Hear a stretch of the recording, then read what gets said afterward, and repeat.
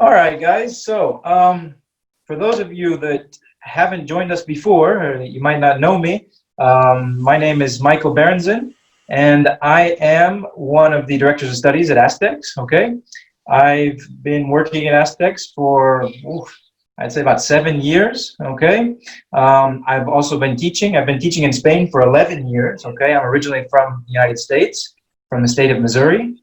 Okay, so that's a bit about me, and I'm kind of passionate about teaching pronunciation. All right, I'm kind of a nerd about pronunciation, but about languages in general. Okay, so so you know why I'm passionate about this topic that we're going to talk about today.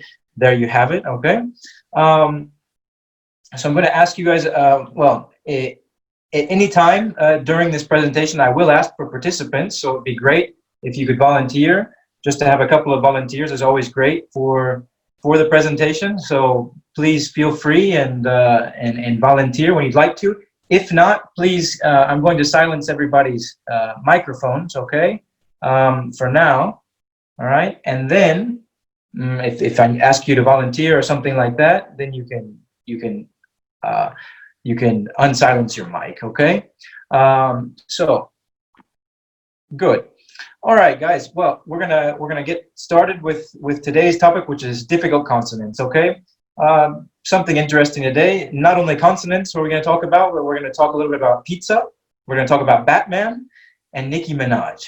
Don't worry, all of these things have to do with consonants. All right, you'll find out in just a little bit how each thing is related. Okay, and my objectives for you guys today are the following. Okay, I want you guys to kind of learn some of the basics about consonant pronunciation. Not only in English, but in Spanish. So I'm going to teach you kind of how things are different in each language and why they're different because of the ways that we use our mouths when we speak, okay? I want to look at the difference between voiced and unvoiced consonants, okay?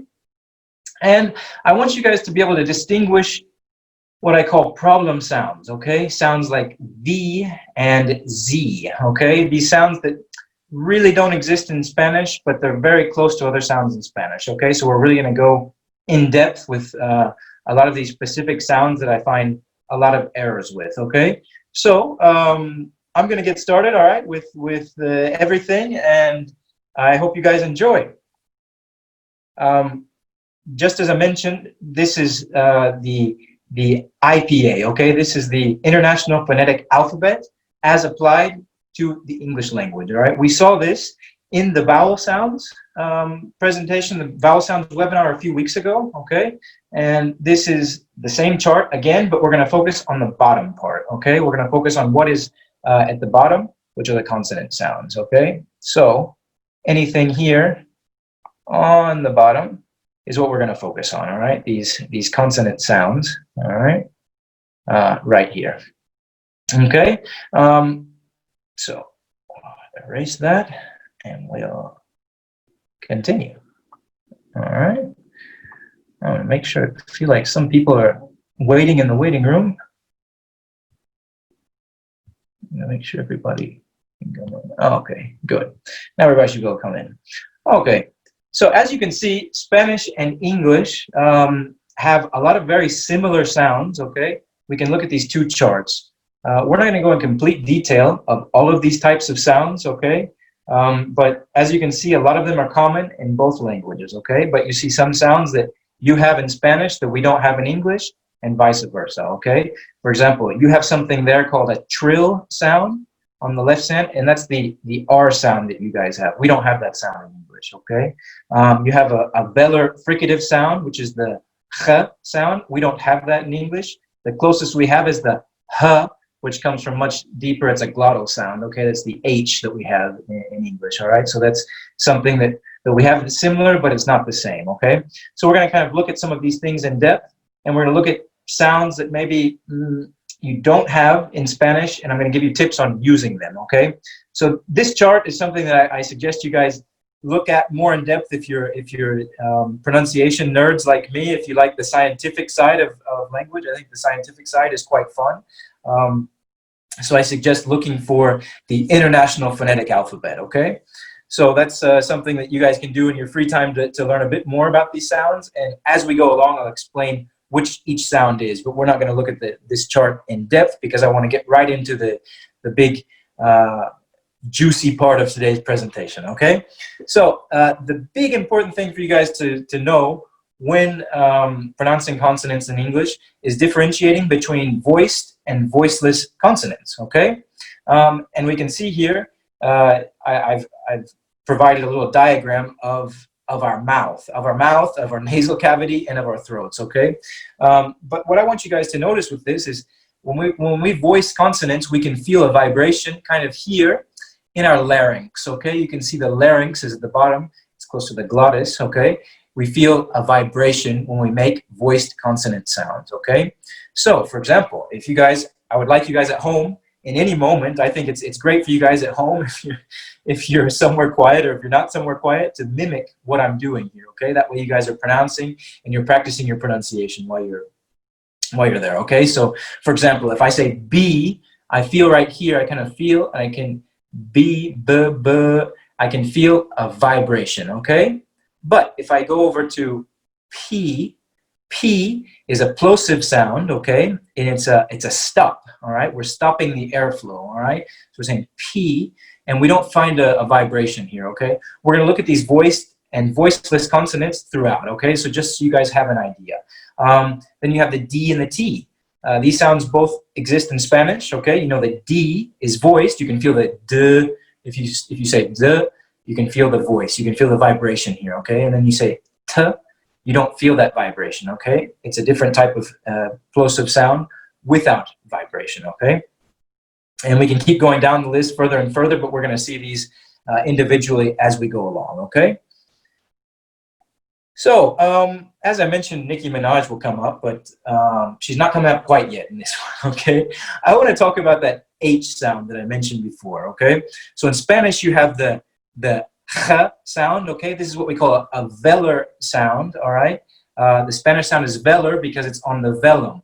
The velum, I'm no expert in anatomy, but I do know about pronunciation. So the velum is at the back of at the back of your mouth. It's behind the palate, okay? And it's just before the uvular area, okay, the uvula. And this is what we call velar sounds. And so in Spanish, you would have something like a jota. It would be a ch, and it's coming from the velum, okay, which is this part in the back. But it's not so far back as the glottis. It's not a glottal sound like in English, which is a h, okay? This is a h, all right? And it is a voice sound. You can hear the huh, okay? You can feel the vibration when we make it, but it comes from very deep in our...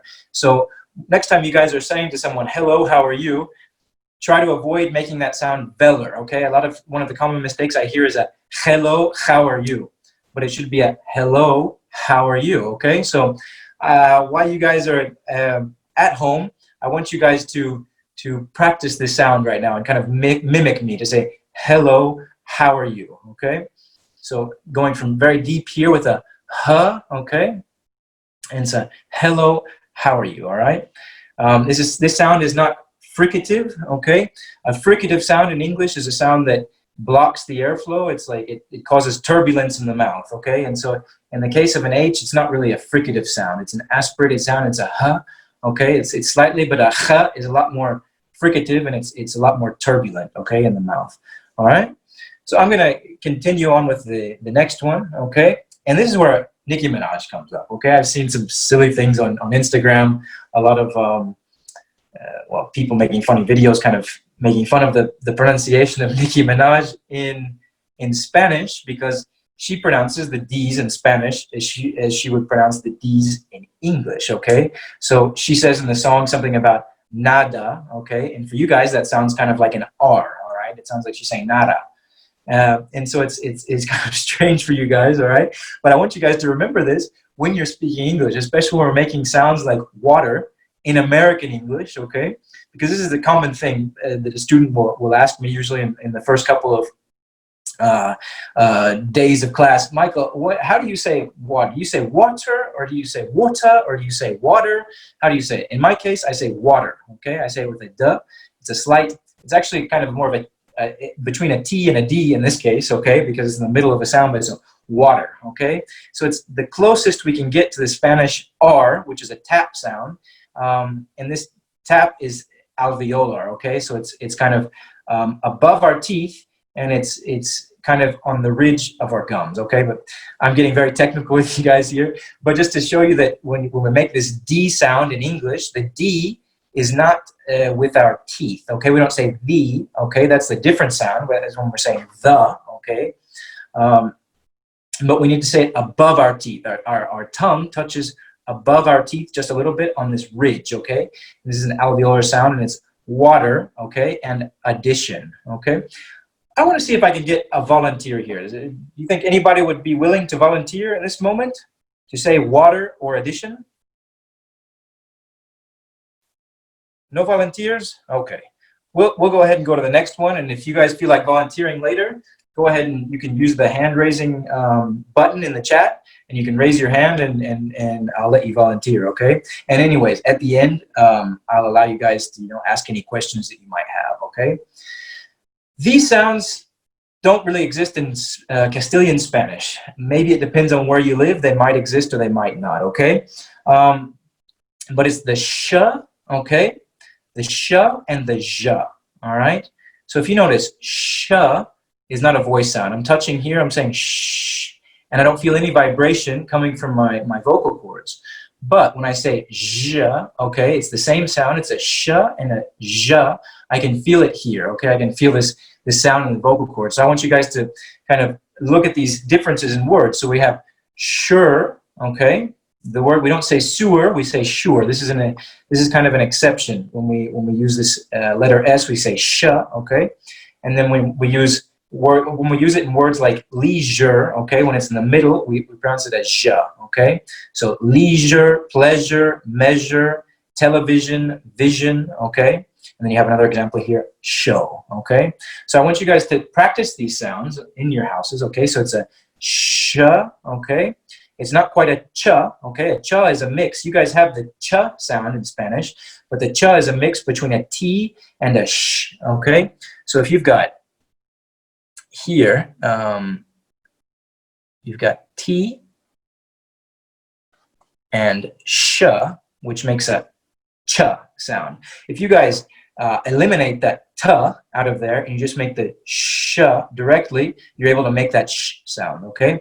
This sound is quite important because there are a lot of words in English that begin with an sh, or they have an sh at the end. For example, British, English, okay? We can't say English or British because it doesn't sound correct in this case. I'm sure people will understand you, but if you guys really want to make a good impression, be sure to pronounce the sh sound, okay? And to really, really impress people when you're saying words like casual, leisure, television, okay? Make sure you're making this zh sound. This sound is quite similar to some accents across the peninsula, let's say, and even in South America, the zh sound. So some of you guys will probably be familiar with this sound. All right. Now, to continue, I want to talk about something called betacism. All right.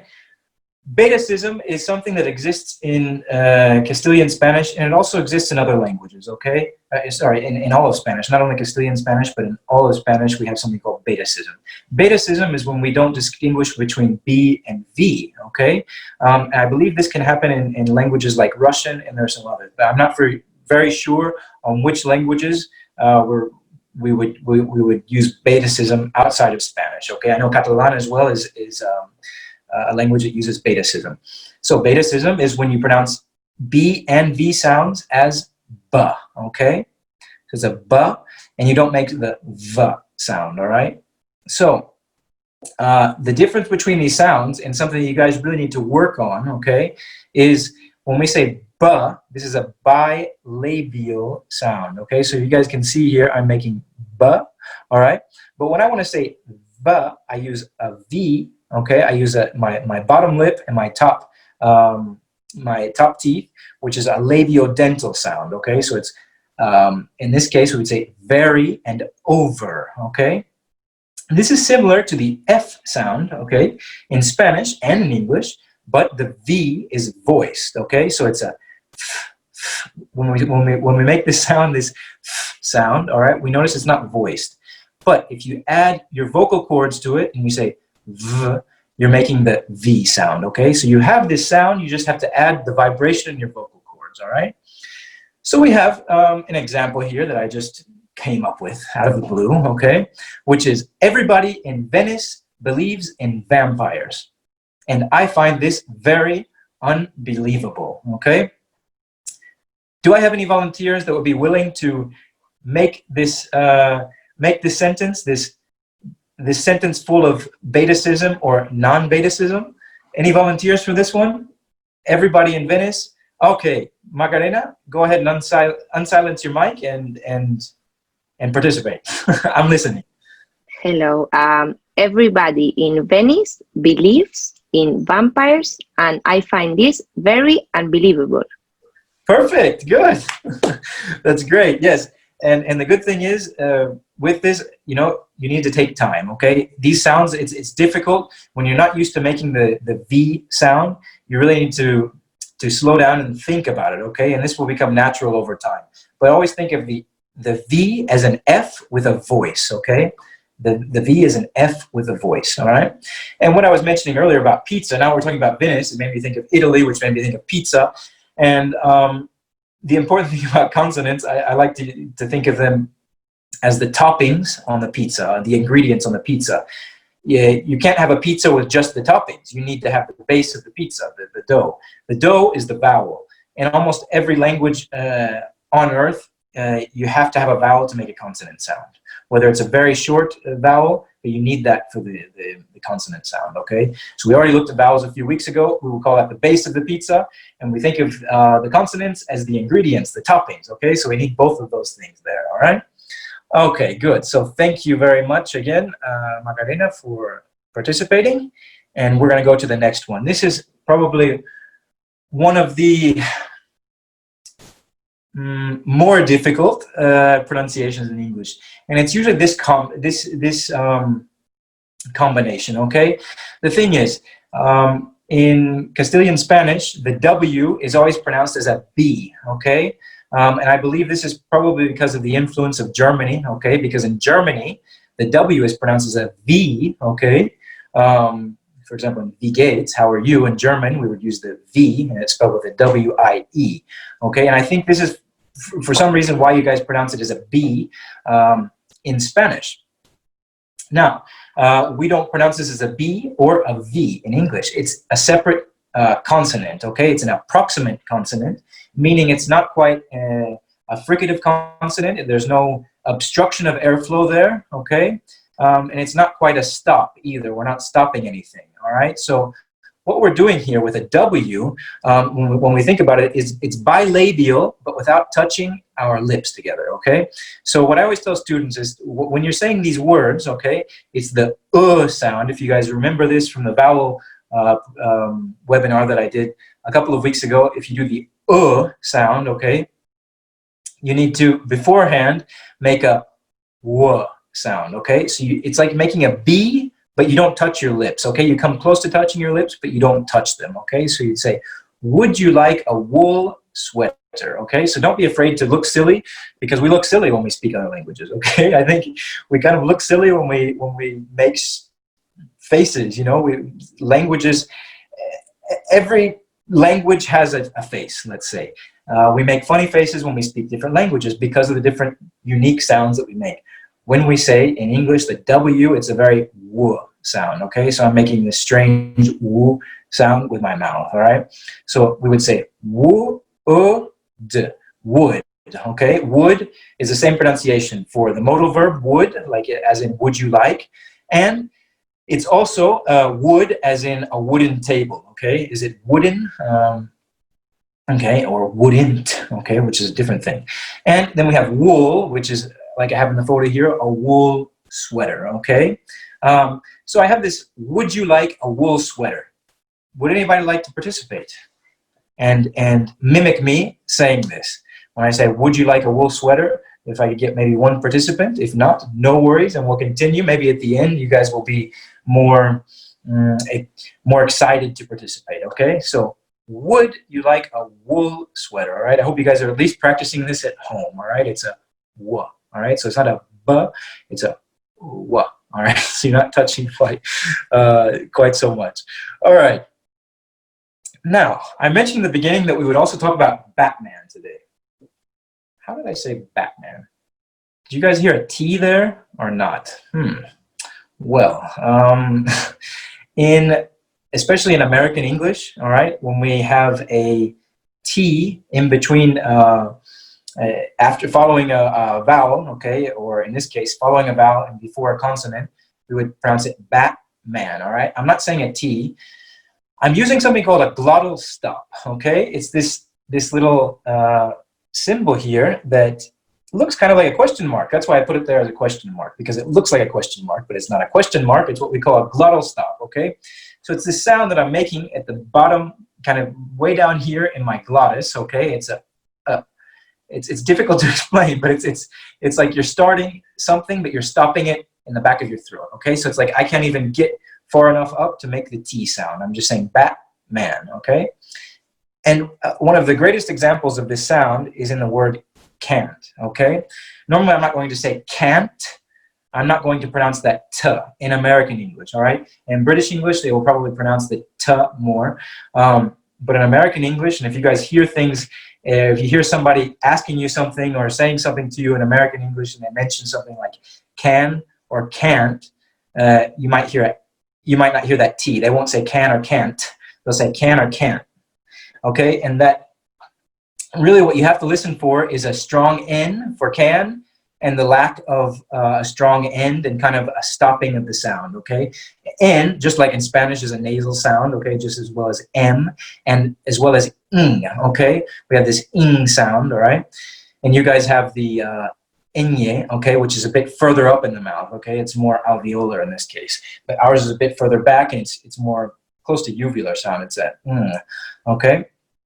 Anyways, these are nasal sounds. This is not a nasal sound. This is a glottal sound, okay? So you can't be serious, or can you? His name is Batman, all right? So I don't expect you guys to be able to pronounce this sound because it's a strange sound that requires a lot of work, but it's almost like not pronouncing the T at all, okay? So you're not saying Batman, but you're saying Batman. It's like you're stopping what you're going to say. It's always a glottal stop because you're stopping at your glottis, you're stopping what you're going to say. You're stopping that T sound, all right? So think of it that way. And when you're confused when hearing something, you'll be able to analyze that a bit better in future cases, okay? So this is another thing that comes up a lot, which is the letter Y, okay? Which, depending on which dialect of Spanish you speak, this might be a Y sound, a J sound, a Sh sound, or a J sound, okay? So a lot of times I hear people say yesterday, or jello, or jeer, okay? These aren't correct because when I'm saying that sound, I'm making a mix between a D and that J sound that we saw earlier, and that's not how we pronounce the Y in English, all right? So if you guys remember, it's just like an English D in this case, which is a duh, okay? It's further back. It's a duh and J. This is not the sound that we would make, okay, guys? When we're making the Y, we don't make that sound, all right? It's not a J sound. It's a Y sound, okay? So if you notice when I say Y, the kind of the back of my tongue is touching the top of my mouth, okay? In this case, it's very close to being uvular. It's very close to my uvula. It's Y, okay? And I'm touching kind of that back part of my palate. And I'm saying yeah, okay? So this is yesterday, yellow, and year, okay? So Y is a consonant when you're beginning a word with Y. But when you're finishing a word with Y, it's pronounced as a vowel, okay? It's that E sound that we've also seen, okay? It's this E sound, the same sound that exists in Spanish, okay? It's this E, like words like happy, okay? In this case, happy, the Y is a vowel. But usually we think of Y as a consonant because we think of words like yesterday, yellow, and year, and yes, and yearn, and yoke, and things like this, okay? So this is a Y, okay? It's not a J, it's not at the beginning of your mouth, it's in the back. It's the tongue touching the back of your mouth. It's a Y sound, okay? Good. Continuing on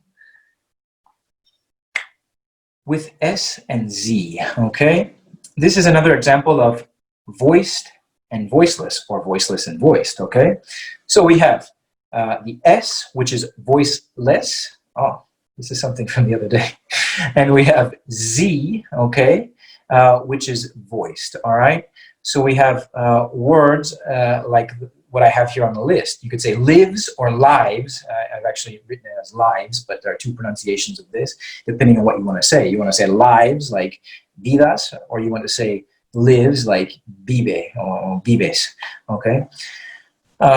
Then we have likes, okay? How many likes did you have on that post, okay? Which is a S sound, okay? So we're going from lives or lives, okay, to likes. We're going from a Z to a S, and nothing has really changed in this word except for the V and the K, okay?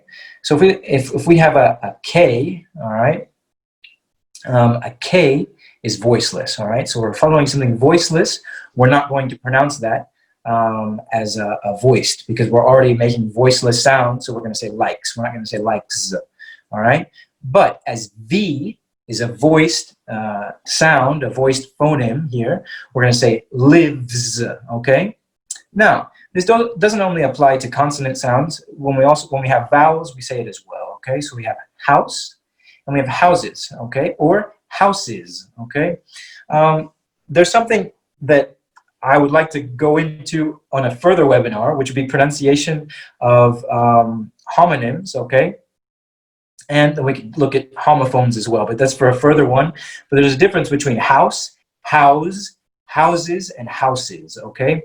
House is a noun, okay? But if we pronounce it house, we're using it as a verb, okay? To house somebody. Now, if we say houses, like I have here, we're talking about putting someone in a house as a verb. But if I say houses, I'm talking about the plural of the nouns, okay? So house is, all right? But this is something we'll go into further on a different webinar, okay? But that's just a quick explanation of why we would say S and why we would say Z in each of these cases, because it could be house or house, all right? This is actually from the other day, so this example we won't use, but it's really important to remember that if a word ends in an S and there's a vowel before the S, we need to pronounce it as a Z, okay? So we would never say houses, ever. We would never say houses. We would never say pieces. We're talking about a piece of something, or pieces of something. It would be pieces of something, okay? And the same, we have voiced goes with voiced, and unvoiced goes with unvoiced. The same we have here with lives, okay? Live, lives, like, likes, all right? Good.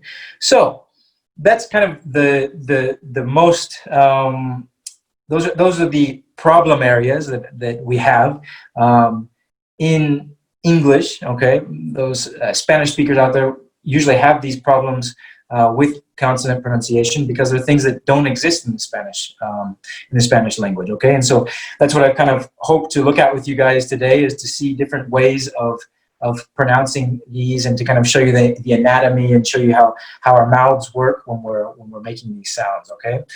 We could go much further in depth, okay? We could look at every consonant little by little, but I wanted to focus more today on the problem consonants with you guys, okay? So if I have any volunteers right now, I would like to kind of play with you guys, and you can answer. Some of these questions you can answer in the chat if you don't feel like speaking, or if you feel like speaking, you guys feel free to unmute your mic and let me know if you want to participate, and you can pronounce sounds for me, okay? So I'm going to write these sounds up on directly on the presentation, okay? So you can see the sounds on the presentation, and then you'll have to tell me. But the first question is, I want you to tell me if this sound is voiced or unvoiced, okay? So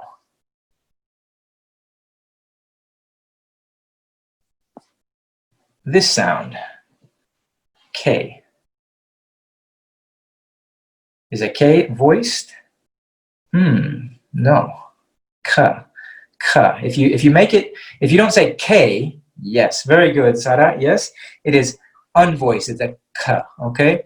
What I didn't mention before is when we're seeing if something is voiced or unvoiced, we need to try to make the sound without a vowel, okay? So in this case, I'm saying ka, ka, ka, and I feel the vibration. I don't feel a vibration here. I'm saying ka. But if I say K, when I finish that A, I feel a vibration. So in this case, we're not really doing it correctly, right? So I didn't give you a good example there because I said K. I didn't say ka, okay? So I needed to say ka there, okay? Good. Now, we'll do one more of these, okay? And that one is going to be, yes. Is that voiced or unvoiced? Anybody know? Yes, very good. Yes, ja, okay? You can feel it here, ja, ja, ja, all right? So you guys are all probably doing this at home and saying j, j, j, okay? The same as j, okay? The thing here, we say T and we say D. The D is voiced, okay? The T is unvoiced. And then we mix the D and the j, which are both voiced. It's a really strong j, okay? It's a j sound. All right, good.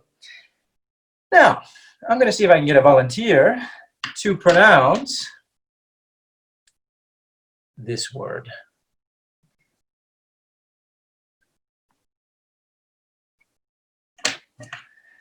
I have any volunteers who would be able to pronounce this word? This is that challenging word. I don't think anybody wants to do this one. Okay. Well, if you could all along with me at your house, if you could all say would, okay? If you could try to make this w sound, okay? And remember that it's not really a the sound or a b sound, all right? A lot of the common mistakes that I hear are people saying either good or good, okay? Because I know this a lot of times the Spanish sound comes from the back of your throat. So when you guys are saying words like huevo, it's more of a G, it's a light G sound, and it's coming kind of from the very back of your throat. Whereas in English, obviously, you're using the w here, okay, and then it's going forward. You're bringing the air forward, and you're not constricting the air there, so it's a would, all right? So if you guys are too shy to do this, it's perfectly fine. But remember that it's would, okay, and it's not good or bud, okay?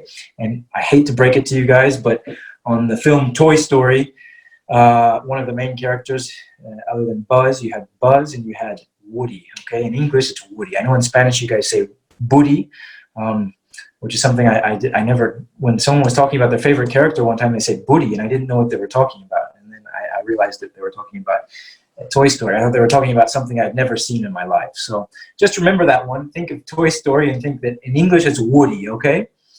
All right, good. I'm going to do one more of these and see if I can get a volunteer for that one. This sound, this very sound. I wonder if I can get anybody brave enough to say very. Yes? Macarena? Yeah? I can't hear you. Oh. Very. Very good. Good, good. I could hear you really stressing that v, okay? So good, very. This is something that comes with practice, guys. And as I mentioned in the other webinar about vowel sounds, this comes with practice. This comes with, I mean, just sitting at home and reading something out loud. And you can just read one sentence out loud and start saying very, very unbelievable, okay? Things like this, and just really practice it and really make these v sounds until you're comfortable about it, okay? These things you're not going to be able to change from one day to the next, but if you practice them, you will be able to change it, okay?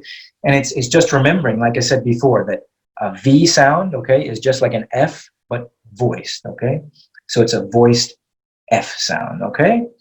All right, and we'll do one more.